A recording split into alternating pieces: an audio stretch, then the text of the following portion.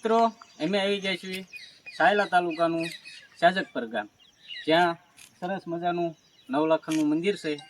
અને તમારે પણ જો શાજકપર આવવું હોય તો સાયલાથી અંદાજિત 20 થી 25 કિલોમીટર અને ચોટીલાથી 25 થી 30 કિલોમીટર થાય છે. તો આવો મિત્રો, તમને પણ નવલખાના દર્શન કરાવીએ. કેમ છો મિત્રો? નવલખાની અંદર પ્રવેશતાની સાથે જ શિવ મંદિર છે. તો ચાલો તમને અંદર દર્શન કરાવીએ. મંદિરની કોતરણી તથા કઈ રીતે બનેલું છે તો બધું જ તમને બતાવશું. તો ચાલો અંદર. મિત્રો સરસ મજાનું શિવ મંદિર છે, તો ચાલો શિવજીના દર્શન કરીએ.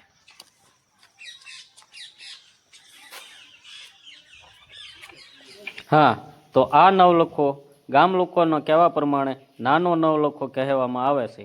અને આ નવલખો મંદિર પૂરું સોલંકી રાજાઓએ બનાવેલું છે, પણ કોઈ કારણોસર આ મંદિર થોડુંક અધૂરું રહી ગયેલું છે.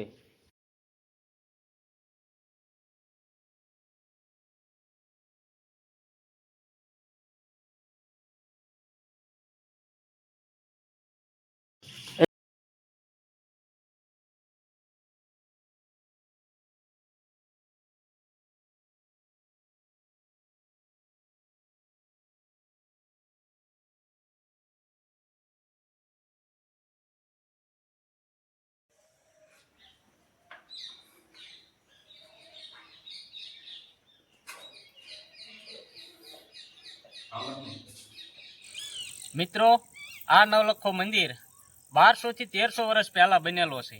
અને લોકમુખે એક એવી વાત પણ છે કે એક રાતમાં આ ભૂતે બનાવેલો છે.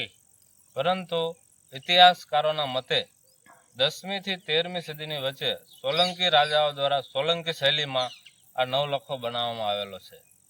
તો ચાલો તમને નવલખાના દર્શન કરાવીએ, અંદર જોઈએ તેની કોતરણી કામ કેવું છે અને કઈ રીતે બનાવવામાં આવ્યો છે તે તમને બતાવશે. તો વિડીયોમાં બને રહેજો.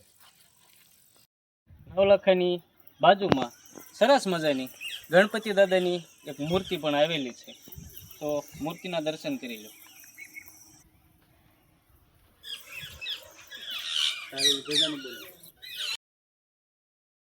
તો અમે અત્યારે નવલખા મંદિરની અંદર એન્ટર થઈ રહ્યા છીએ. અને એન્ટર થતાની સાથે જ સરસ મજાના દ્રશ્યો દેખાય છે. અને હા મિત્રો, આ સ્તંભ છે. સ્તંભમાં સરસ મજાની કોતરણી કામ કરવામાં આવેલો છે. અને નવલખાની અંદર આવા 52 સ્તંભ આવેલા છે. 2001ની સાલમાં ભૂકંપ આવ્યો તો એ કંઈક સ્તંભ ધરાશાય થઈ ગયા હતા, એટલા માટે નવા બનાવવામાં આવ્યા છે. અને આ નવલખા મંદિરનું મંદિર છે, સરસ મજાનું મંદિર છે. અહીંયા નવલખા મંદિરની અંદર સરસ મજાનું કાળકામાનું સ્થાપન પણ કરવામાં આવ્યું છે. અને મિત્રો, કાળકામાના દર્શન કરી લો. અને મિત્રો, આ ગર્ભગૃહ જર્જરિત હોવાથી થોડોક પડી પણ ગયો છે.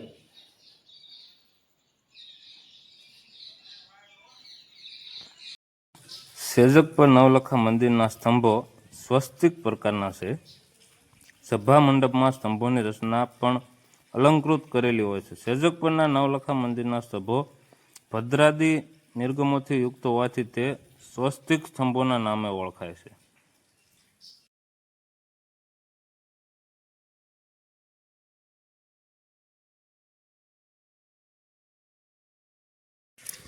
નવલખા મંદિરની પીઠમાં ભીતની ઉપર અનુક્રમે અંતરપત્ર, કર્ણિકા, ગ્રાસપટી,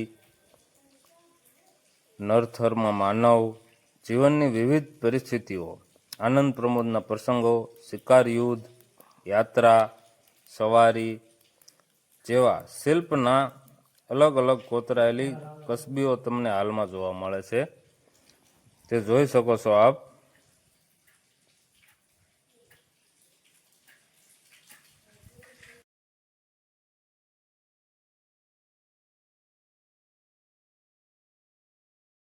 મિત્રો, આ છે નવલખા મંદિરના બહારનો ભાગ, જેમાં તમે જોઈ શકો છો કે સરસ મજાની કોતરણી કામ હાથીનું, પછી એવી મૂર્તિઓ કોતરેલી છે. પણ ઝાઝા વર્ષો થઈ ગયા છે એટલે થોડું થોડું ડેમેજ થઈ ગયેલી છે. બાકી કમ્પ્લેટ આ હાથીની મૂર્તિઓ છે. અને બધું કોતરણી કામથી સરસ મજાનો નવલખો મંદિર બનાવવામાં આવેલું છે. તમે જોવો મિત્રો, કેવા પથ્થરમાંથી કેવી કોતરણી કરી અને મંદિર બનાવવામાં આવેલું છે.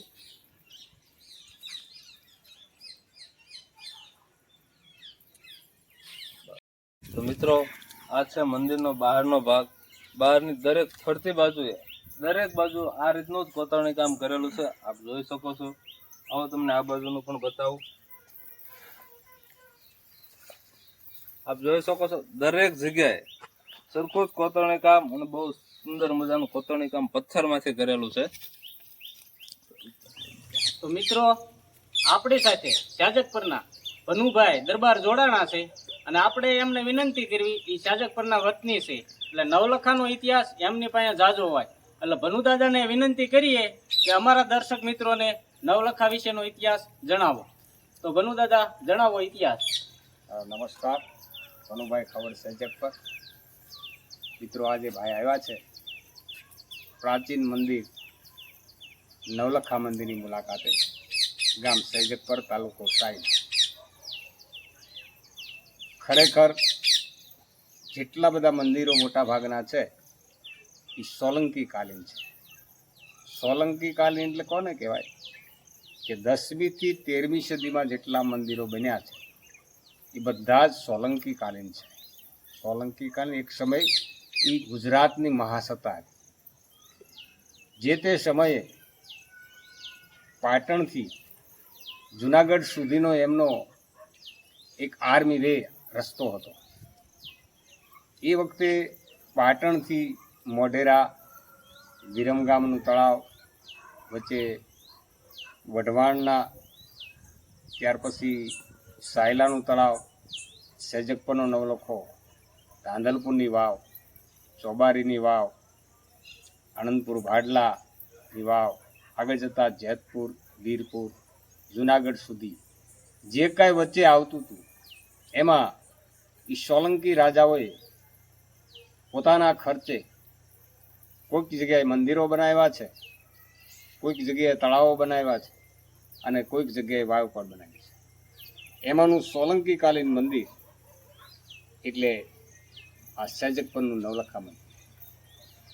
હાલના સમયે ગર્ભગૃહમાં, મંદિરમાં મૂર્તિ નથી. એ કયા કારણસર મૂર્તિ નથી, મૂર્તિ ક્યાં ગઈ, એ આજની તારીખમાં આપણને કોઈ સંદર્ભ મળતો નથી, કોઈ વિગત કે ઇતિહાસ મળતી નથી. પણ હાલમાં એમાં મૂર્તિ નથી.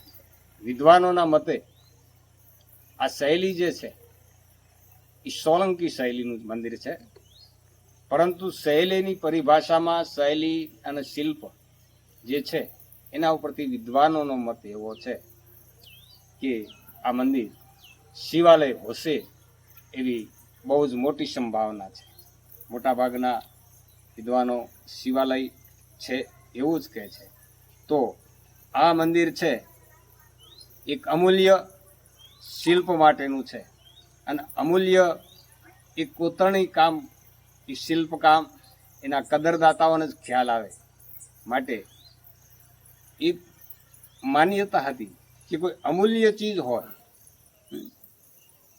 તો એને આપણે એમ કહેવામાં આવતું આ નવલખો હાર છે. એટલે નવલખો એક અમૂલ્ય આ શિલ્પ સ્થાપત્ય છે. નવલખા આપણે 3 છે, એક સૈજકપરનો નવલખો, એક આણંદપુરનો નવલખો અને એક ધુમલી. આ 3 નવલખા મંદિરો આપણા ગુજરાતમાં આવેલા છે. તો આમાં ઘણા બધાએ લોકો આના દેશ વિદેશથી પણ પ્રવાસ કરવા માટે આવે છે. તો મુખ્ય મુદ્દો એ છે કે નવલખા મંદિર કોઈ ભૂતે બનાવેલું નથી, પણ એક રાજાઓની મહાન શિલ્પ કૃતિ છે. આવું એક અદ્ભુત કે છે. 2-5 મંદિરો બીજા પણ હતા, છતાં અત્યારે હાલમાં આપણી પાસે એક મોટો મંદિર છે, એની સામે છે એ નાનું મંદિર છે. એમાં તો શિવલિંગ હાલમાં છે, પણ આ મોટા મંદિરમાં કોઈ મૂર્તિ હાલમાં છે નહીં. તો આ મંદિર એકદમ પ્રાચીન છે, 12મી થી 13મી સદીનું છે, સોલંકી કાલીન છે અને અદ્ભુત છે.